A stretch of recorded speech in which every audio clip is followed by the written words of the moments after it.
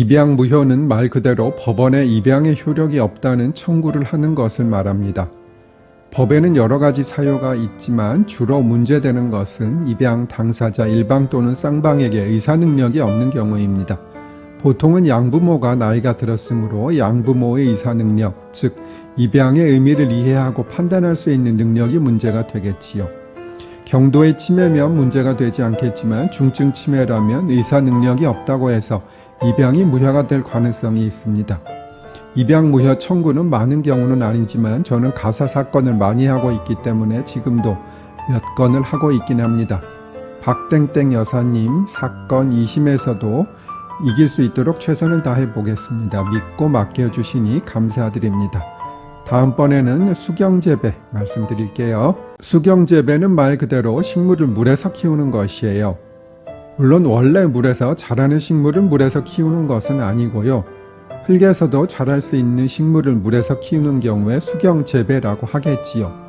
또 물꽂이라는 것도 있어요. 식물을 잘라서 물에서 어느 정도 뿌리가 날 때까지 기다리다가 흙에 심거나 아니면 계속 물에서 키울 수도 있겠지요. 물을 오래 놓아두면 세균이 번식할 수 있으니 초기에는 자주 갈아줘야 한다고 하고요. 뿌리가 나올 때까지는 빛이 닿지 않는 게 좋다고 해요. 물꽂이도 수경재배의 일종이라고 하네요. 어쨌든 수경재배든 물꽂이든 되는 식물이 있는 것이지 아무 식물이나 한다고 해서 되는 것은 아닙니다. 저도 식물을 키우다가 꺾어지면 아까워서 물에 담궈 놓는데 안 되는 경우도 많이 있어요. 수경재배하고 있는 몬스테라와 안스리움 사진 올려드릴게요. 우리나라는 법률원주의를 택하고 있다고 여러 번 말씀드렸어요. 즉 혼인신고를 해서 가족관계 등록부에 배우자로 등재가 되어야 부부가 되는 것이에요. 이에 비해서 혼인의 실질적인 요건을 다 갖추고 있으나 혼인신고만을 하지 않은 경우를 사실혼이라고 한다고 했어요. 사실혼이 파기된 경우 이혼과 마찬가지로 위자료, 재산분할 청구는 가능하나 부부간의 상속은 혼인신고가 있어야만 가능하고요. 사실혼 부부간에는 상속권이 인정되지 않아요. 또 서론이 길었는데 혼인신고에 대해 설명드릴게요.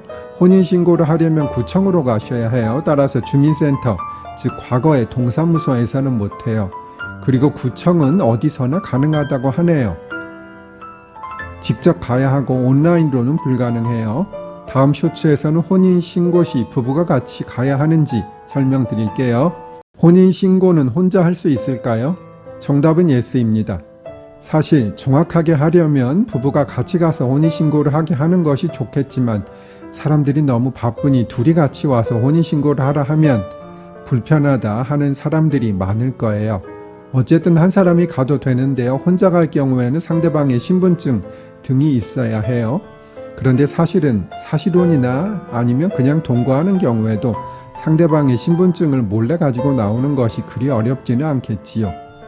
그래서 만약 혼인할 생각이 없었는데 누군가가 마음대로 혼인신고를 했다면 그 혼인을 물러야 하지 않겠습니까?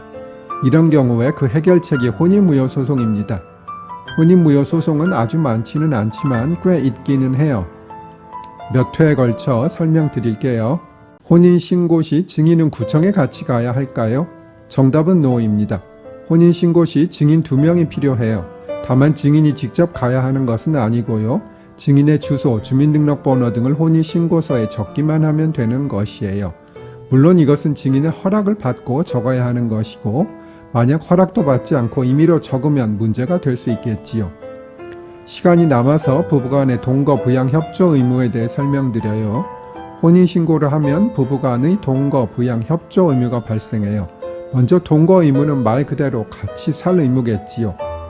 그런데 보통 의무가 있다면 그것을 강제할 수 있는데요. 동거 의무는 이를 물리적으로 강제, 즉 강제 집행할 수는 없어요.